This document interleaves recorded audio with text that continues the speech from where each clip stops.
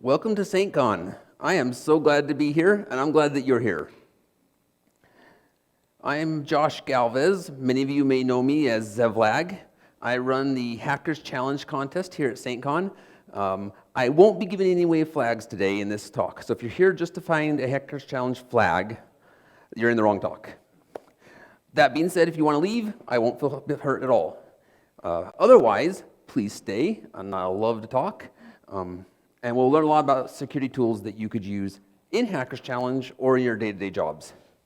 100 tools or less, or more or less, probably a lot less is all we'll get to. There takes a lot of tools to hit in a short amount of time. But this is a 101 level course, and I'm going to spend a few minutes on each tool, giving you an introduction of what it does, how it works, and then a plea to you to go learn a lot more. If you have questions about a particular tool, I won't see your hands, but feel free to yell them out, and I'll repeat them, and we can talk about them. Or find me after with your suggestions, because I definitely don't know all the tools. But these are what I've learned and what I use and have found very beneficial. So I'm going to start with some network tools. Nmap.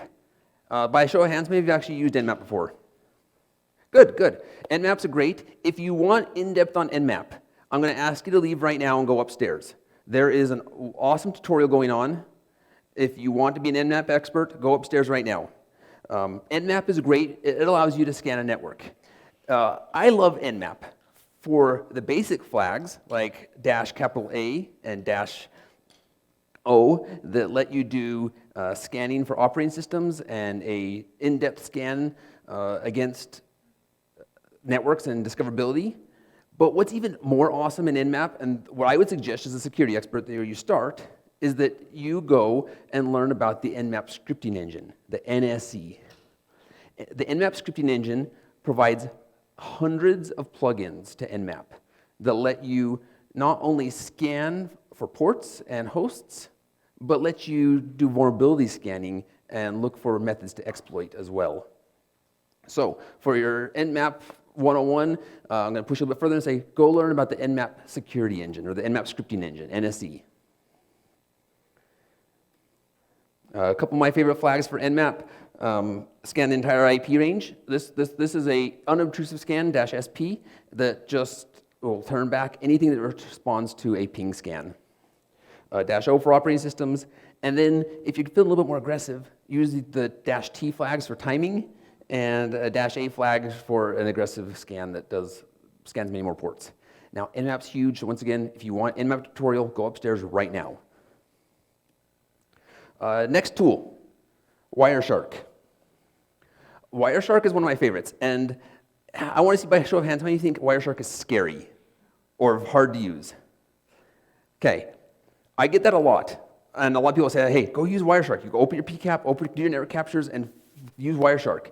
And they say, but it's so hard to get the information out of there. Wireshark's my favorite. It has so many dissectors built in and so much configurability. They say, hey, I know the stream I'm looking at is maybe a SIP stream, and it's got voice in it. And so you can go in, you can tell, hey, I know that they've changed it, so they're not running port 5060 for SIP on voice. And you can say, Nmap, I know that actually they're running voice on 5070, and it will redissect that traffic on that new port. Wireshark is awesome. It provides a capability for you to capture packets, both in Windows and Linux and macOS, and then dissect and dig into those packets. Once upon a time, Wireshark was known as Ethereal. It's been around for a long time. And something you probably didn't know about Wireshark that's really awesome from a security point of view is that it doesn't only do Ethernet, but it does USB. It does Bluetooth. It does about every protocol you can imagine, from satellite protocols to, like I said, low-level USB protocols. So you can actually install a driver on your computer to capture USB packets. So if you've got a nefarious USB device or something that's not working right, you can capture those USB packets and view them in Wireshark. So, a little hint for you, go learn a little bit more about Wireshark and its capabilities. There's lots more. I'm going to go on and we're going to talk a little about some defensive Tools. And honestly, feel free to raise your hand or yell out if you say, hey, show me more. I want to know more about that. I will open the tool up and I'll show you. One of my favorite defensive tools is Splunk. And you're going to say, hey, Splunk's an enterprise tool. It's something that we run in our shop, and I don't get to play on that data. But Splunk has a free version, so if you want to run it at home, you can ingest up to like 100 megabytes of logs per day for free. And so I highly suggest, as a security professional, that you learn to use Splunk. It's used all over the place, and it's useful even in your own home environments. When I spin up my Hackers Challenge game, I log my traffic to Splunk. I take my Nginx server, I take my Unicorn servers, I take my database servers, and I send all those logs to Splunk to correlate and watch for you attackers as you try to break the environments. So no cheating, because I will catch you. Like I said, but Splunk, one of the benefits is that it has a free version that allows you to learn it and use it at home. On that same note, I don't have a slide for it, but an alternative is an elk stack, which is Elasticsearch, Logstash, and Kibana. And they provide a completely free alternative to Splunk that you can use to gather your logs, correlate them, draw graphs, and pull out data that otherwise you might not see.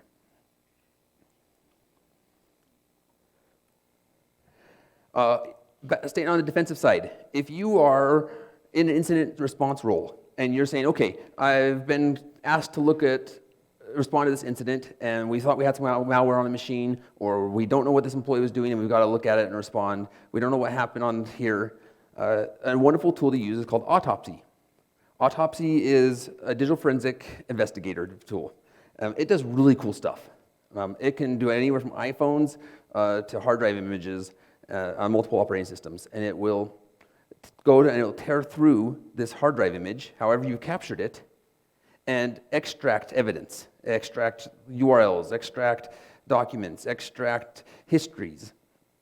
It can pull from the NTFS journal and find, oh, this stuff was actually deleted, or this file was accessed, but it doesn't exist anymore. So Autopsy, incident response in a forensic role, it's a powerful, powerful tool.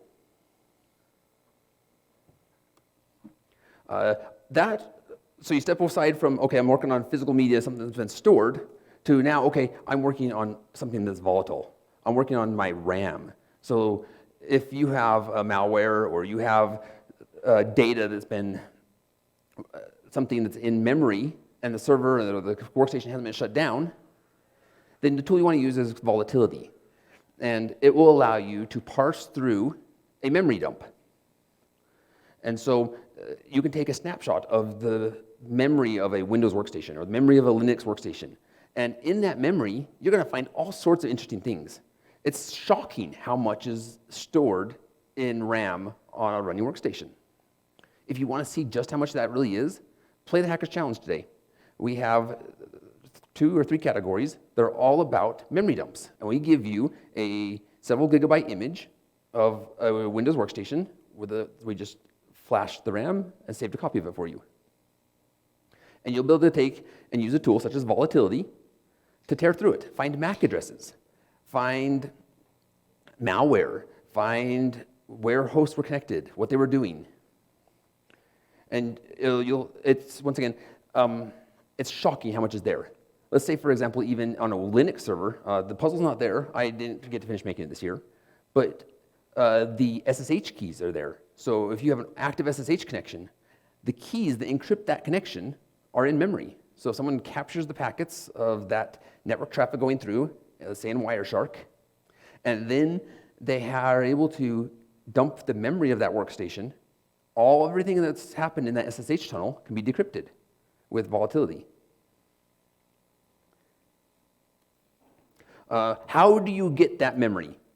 One of my favorite tools on the Linux world is called Lime. It is the Linux memory extractor. And it's awesome because it's a loadable kernel, so you don't have to actually put it on disk. It doesn't have to be compiled or built into your kernel. It's just a kernel module that you can load at a random time. And then it will open up a TCP port, or it'll write to an SD card and just dump everything in memory at that moment and save it so that you can process it in Volatility. Once again, that's called Lime. That's the Linux memory extractor.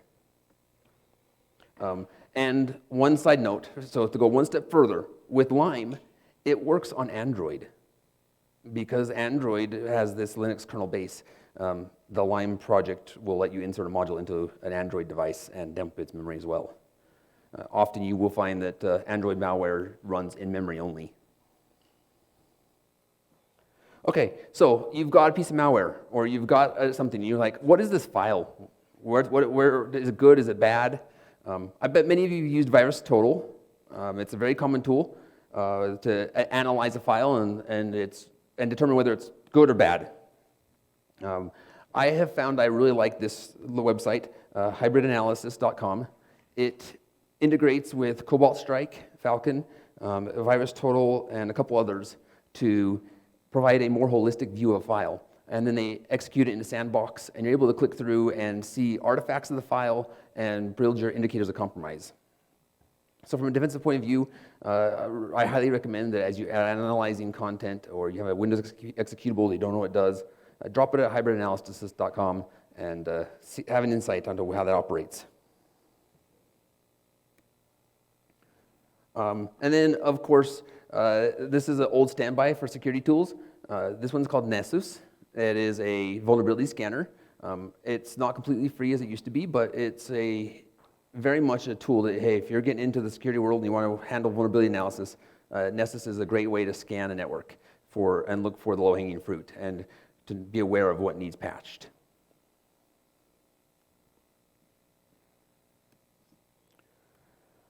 Okay, on to the offensive roles.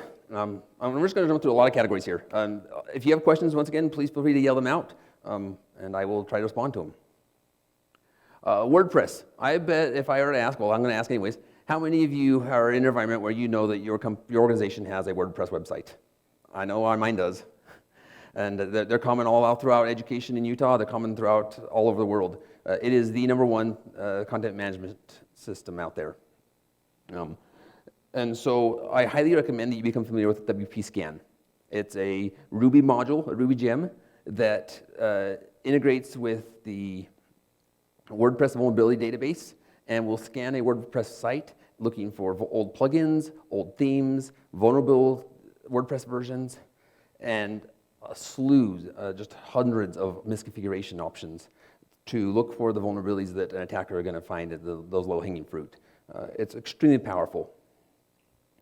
So if you're in an environment where you're needing to attack or defend a WordPress site, WPScan is your friend.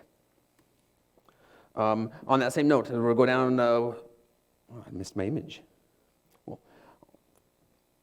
web vulnerability scanner. So Nikto, on the same note, HTTP scanner. So Nikto's cool. It looks for not application level configurations like WPScan, but it goes down to the web server. So it'll detect what version your web server is, whether it's IIS, it's Apache, it's Nginx, and it will go through and it'll scan for HTTP headers like CORS and various cookie timeouts, and it'll look through all the lower level HTTP type stuff that you're concerned about to look for misconfigurations. From an offensive side, it's really useful to gather information to understand your target. So if you are on a recon mission and you're trying to attack a web server, Nikto is a great tool to give you a first foothold. Hashcat. So you're password cracking, and you're like, okay, I got compromised server. I have access to the Etsy shadow file, or I have access to the Windows hash database or the SAM database. Or you've got a password vault from Voltage, which happens to be one of our challenges. Hashcat is the all-around performant password cracker. It's extremely versatile, so you can plug all sorts of different stuff into it. It supports several hundred different hash formats, be it SHA-1, MD5, salted. Hashcat's your friend. And whether you're cracking on CPU or you're cracking on GPU, Hashcat's amazing. It lets you specify flags. So not only do you do a brute force and do every character one by one, but it will let you do dictionary type attacks. And so you can take a word list like RockU, or you can take and build smart password cracking attacks. If you want to learn more about Hashcat, For password cracking, we have a password cracking village downstairs. They will gladly walk you through how to use hashcat. That's what they do. You've seen all those GPUs down there. They do an amazing job at it. Once again, hashcat is cool because it's not just about brute force, but it's the ability to build smart lists that will say, okay, take this word list and alter it to be elite speak. Take this word list and append the most common characters at the end. And so you don't have to build all these variables, but it will do it for you. Another tool, basic tool of the trade that you want to get to know from an offensive side is Metasploit. So Metasploit is an extremely powerful tool. It's a framework that almost every common CVE exploit or proof of concept gets built into this framework because it provides a simple way to weaponize an attack. And so it's really quick for someone to say, oh, this new CVE, let's say for Apache, the Apache .49 version that happened last month, or .50 as they tried to fix it and failed again, or finally .51 and it still wasn't quite fixed. There was an exploit built on, and it was released at exploitdb.com, and it was immediately ported into Metasploit. And so Metasploit is, with this framework says, okay, I'm going to define this host, and I'm going to define these ports, and I'm going to define this payload, and then you just click run, and the attack happens, and then you're dropped with a shell. And so Metasploit is a tool I would highly recommend that you learn from an attacker point of view. We often run labs here at SAINTCON to help you walk through it, and the tutorials on YouTube are wonderful. If you are working on the Hacker Challenge puzzle line that's on some of the web vulnerabilities, particularly that last one, or the first pwnable, I'm not sure where it is, but Metasploit would help you if you're trying to script that attack. All around wonderful tool, Burp Suite. There is a wonderful community edition. Now, Burp Suite is cool because it makes it really simple. I want to show you this.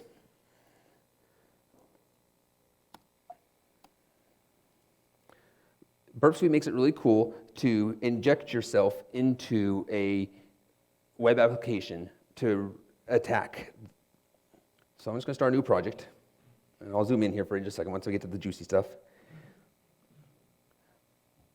And a lot of people say, oh, but Burp Suite's so hard to get running. How do I get my web browser configured? Because you have to configure your browsers to proxy through it. And in modern versions of Burp Suite, you're able to just come up here and click on the proxy tab. And there's this cool button right here now they've added that's the Open in Browser button.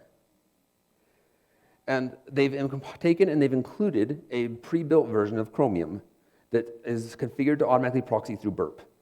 And so I can go to hackerschallenge.org, and you'll notice that it's not loaded. And the reason it's not loaded is because Burp Suite's now waiting right here with my request, and I can edit that request. I can say, oh, I don't actually want to go there, I want to go somewhere else. And then I can forward it. Or you can turn off the intercept. So I'll turn off intercept, and it's going to automatically forward all the packets. And my page loads. And then Burp Suite gives you this really cool ability to come to your history, and you can see all the requests that were made by that browser. And then you can take, and I can take, and right-click on one and send it to Repeater. And so Repeater is going to let me repeat that request that's happened and make modifications and do it again and again. I click Sequencer. Send to Repeater. And so I can sit here and I can modify this request, which is really helpful. So you can say, oh, I know I need to do this thing, but the browser keeps escaping my URL, or the browser or my client doesn't want to accept this. And so you can just sit here and I can edit and I say, oh, well, I know that I actually want to use a different cookie because I captured my cookie from another attack. And so Burp Suite lets you send that request and see the response immediately and make iterative changes against it.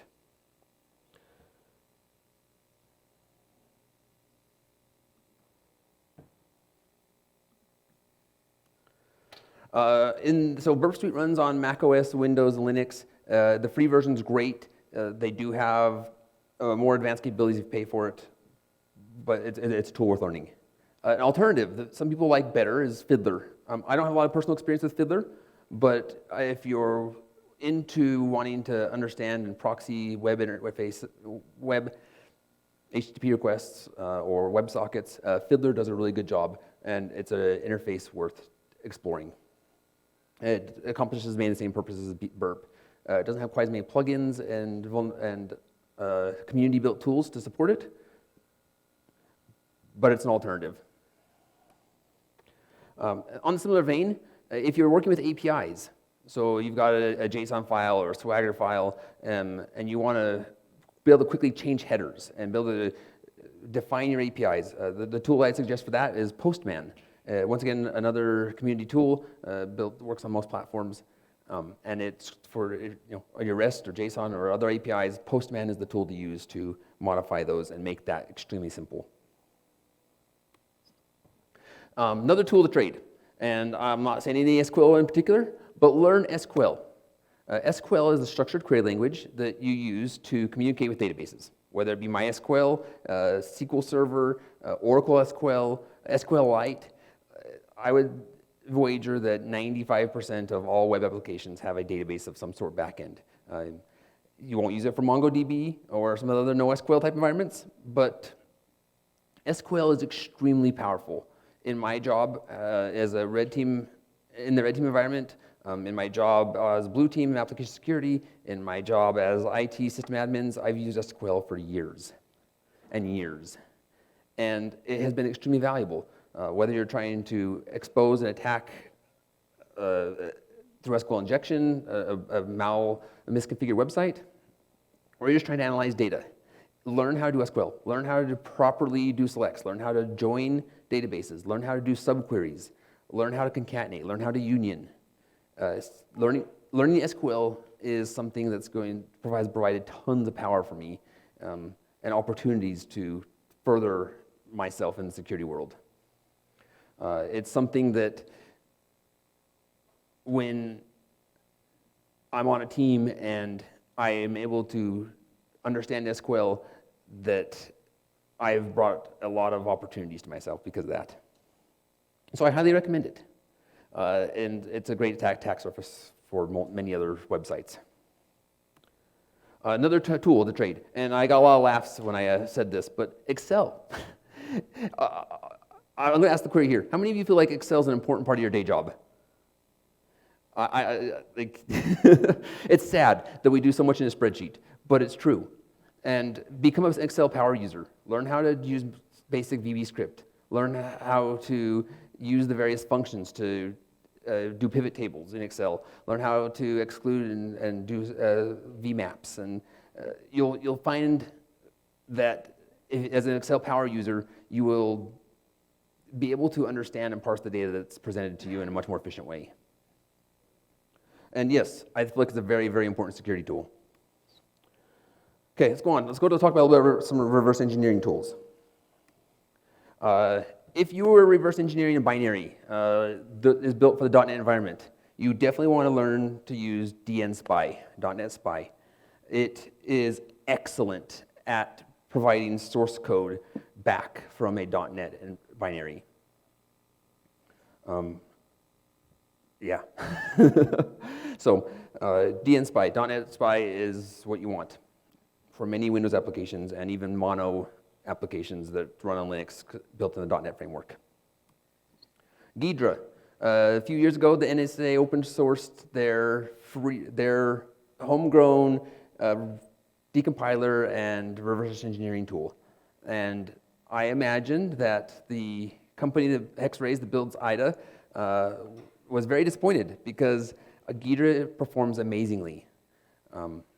Its decompiler is not quite as excellent as Hexrays, but it's way up there, and it's getting there. And it's free, and it has plugs in and supports many processors and environments.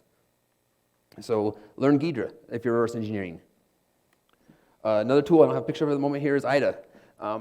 IDA went ahead and released a free version that supports a few select architectures, but they are very excellent at some of that reverse engineering, especially for Go. And so their free cloud decompiler for Golang does excellent at reverse engineering and decompiling readable C-style source for Golang in IDA free. Binary Ninja. This is my new favorite. It is very, very friendly to scripting and plugins, and it is very relatively inexpensive. If your Ghidra's free from the NSA, IDA's way on the far end, except for the free version that supports a few small environments, as expensive, and Binary Ninja is relatively cheap. You're only going to spend a couple $100 in license for that instead of a couple $1,000 in license for it. But it does excellent at reverse engineering and decompiling and making it simple to walk through in a tree structure as your reverse engineering binaries. And I can't talk about reverse engineering without also commenting on Hopper. If you have a macOS binary that you're trying to understand, something to build an Objective-C for iPhone or for macOS, Hopper is excellent. And it is also relatively inexpensive. Has a free version, at least a trial version, that works very well. So if you're reverse engineering or needing to understand some malware in the macOS Apple world, I strongly suggest Hopper. And it does do Linux and other environments, but they excel for Objective-C. I keep going. Everything else, other tools. CyberChef. By show of hands, how many of you have used CyberChef? Okay, so there's a lot of hands, not as many as I'd love to see. CyberChef is a Swiss Army knife, and I want to show you some of the coolness of it.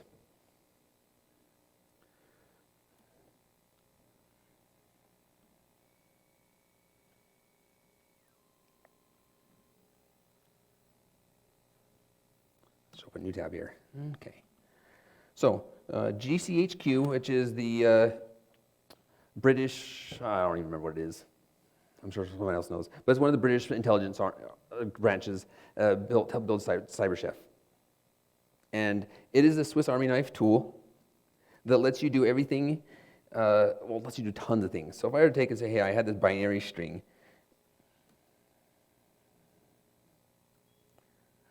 I could easily take this binary string as my input, and I could say I want to go from binary. I'll pull this over here to my recipe, and it's going to put it right here in the output. And it'll tell me what it is. So I can make a string of binaries.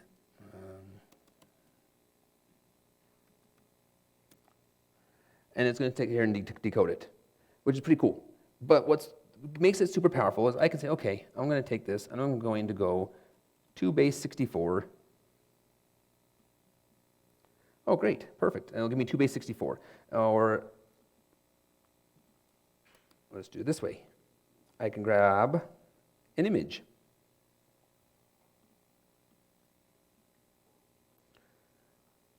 So I've got an image here, and I'm going to go to base 64, and it base 64s it. And then it has lots of cool functionality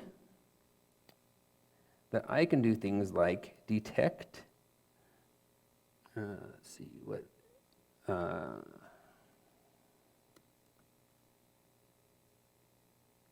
I can do things like extract files, so it's going to find the base 64 and look for files in it. And it lets you string together many operations. Build a good example of a string here. So I could say, this is my hello message to SAINTCON. And I can go to base 64, and let's say I then wanted to rot 13 that text, so I've taken a base 64 message, and I've rot 13'd it, and then let's say I wanted to encode it with AES. I can take it and I can AES encrypt it, and it'll ask me for my proper IVs, my keys. And this seems very contrived, and it is, but what CyberChef does is gives you a powerful toolbox with hundreds of tools together. If you were, let's say you're working on a binary reverse engineering problem, and you found a string that you can say, oh, this string was bit shifted left by 4 bytes, and then it got XORed with the /20 or OX20. CyberChef will let you take that text and just reproduce and chain those actions along in a very powerful method.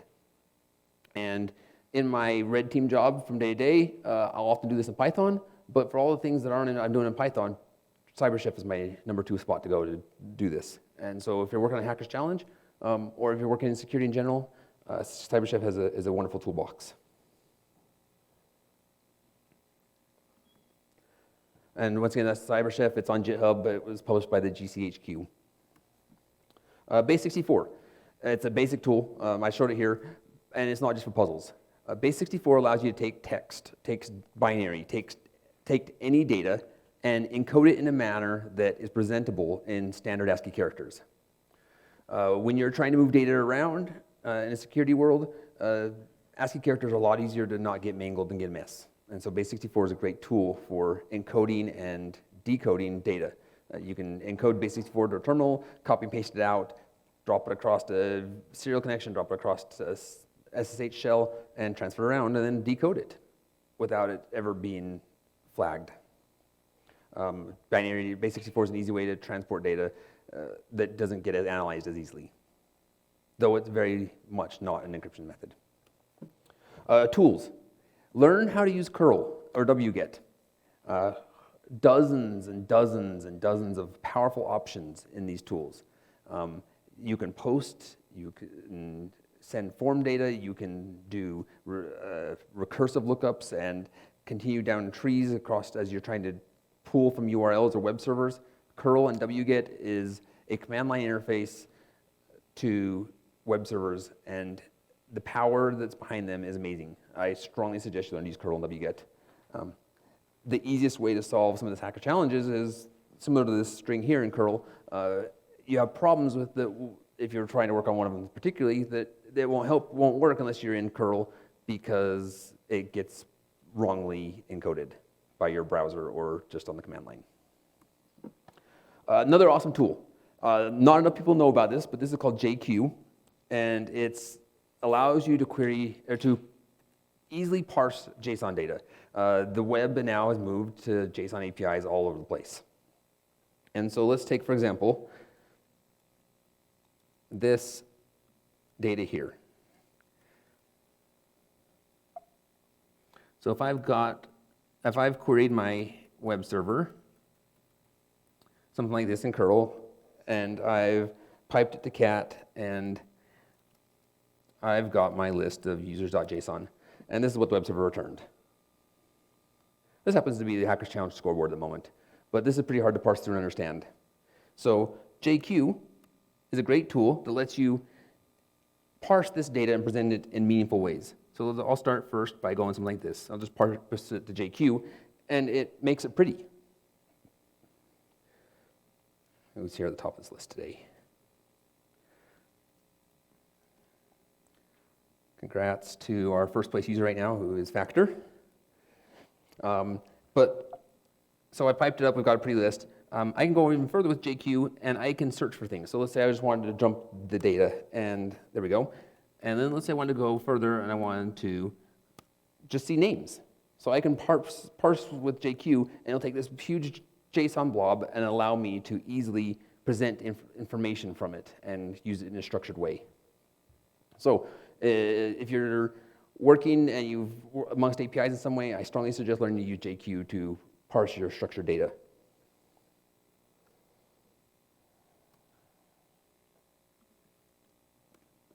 The Windows subsystem for Linux. This is an awesome, powerful addition by Microsoft in recent years to Windows.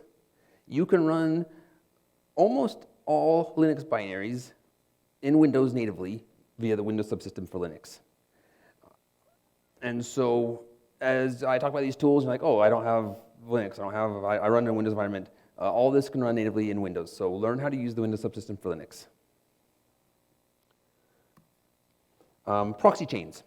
This is a cool tool. This allows you, let's say you're working on an application and you want to be able to say, oh, what's this binary doing? It's calling out to the web. It's sending data. It's doing this thing. And there's no way for me to change its proxy. There's no way for me to force it to go through Burp Suite or through Fiddler. And I want to encrypt that, or I want to inspect that traffic.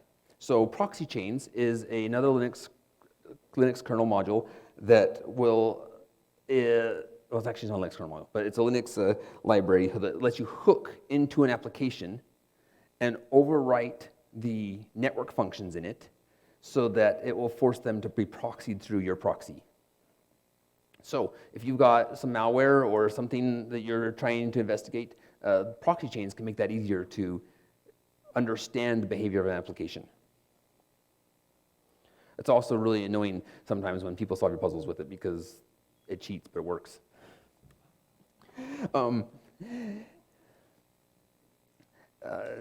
Emulation. It's shocking to me how many people have never actually ran VirtualBox or VMware or QEMU on their workstation and said, hey, I need to boot up another operating system. I need to emulate this environment. And so they are extremely powerful. And as a 101 tool, you can run Windows on your Mac. You can run Linux on Windows. You can run macOS on Windows. And so you can emulate these environments. You can spin up a ARM emulated CPU via QEMU. You can spin up a Motorola processor in QEMU and emulate these things so that you don't have to have that physical hardware environment. I believe that virtualization is a security 101 tool that you should know how to use and have those environments built. Learn how to snapshot with them so you can roll back. Learn how to dump the memories from them so you can analyze it. Another basic tool, grep. Yeah, so grep is a tool that lets you search large files for data. It's a pure processing tool, but that will say, okay, I can use a little bit of regex, or I can use a little bit of formatting and search text. I will guarantee you that in our Bash games on Hackers Challenge, there are 2 or 3 puzzles that can only be solved with grep or reading them 2 million lines of text. So learn how to use grep. The power of your text editor is awesome. Whether it's VS Code, it's Notepad++, or Sublime Text, these are some of the 3 most powerful editors I've found. There are others, but choose a really good text editor and learn its plugins, learn its strengths, learn how to use search and replace, learn how to do advanced searching, learn how to use its regex functions. You will find that as you get to know your text editor, that you'll become a lot more comfortable on CLI, and you'll become a lot more comfortable with being quick at the things you process. I want to mention some of the collections. So I'm sure many of you have heard of Kali Linux. Kali Linux comes with hundreds and hundreds of tools with many of these pre-compiled and built for you to use. But it's not the only security distribution out there. There's a lot of really good ones, especially for many of us that might not love the Linux world, or that's not where we're most comfortable. We would prefer to point and click. Or a comfortable Windows environment. So in that case, I strongly recommend the Commando VM. Mandiant has published this VM that's built on Windows with multiple repositories and hundreds of tools built into it that runs great. And so if you are wanting a Windows environment to penetration test or for a security distribution, Commando is great. It's available on GitHub, and they release regular updates, and basically it lets you can, they have 2 installation methods where you can download an image, or you can have your own Windows installation and have it update it and install against it. Flare VM is another alternative, and this one is focused particularly on incident response tools. So this one will have things like Autopsy and Volatility pre-built into them.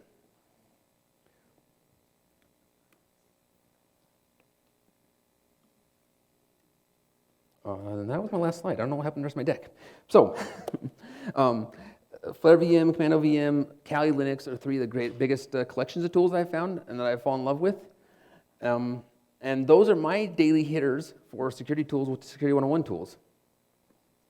That's about where I am on content for you today, but I'd love to answer questions or walk through any of these tools if you have questions on how to use them. Or love to hear recommendations for your tools.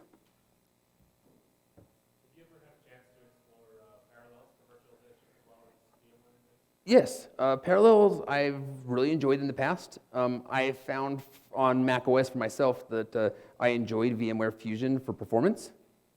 But Parallels has worked great. I've had troubles with it sometimes in some of the Linux distros, but it could just be me. But yes, thank you for mentioning Parallels.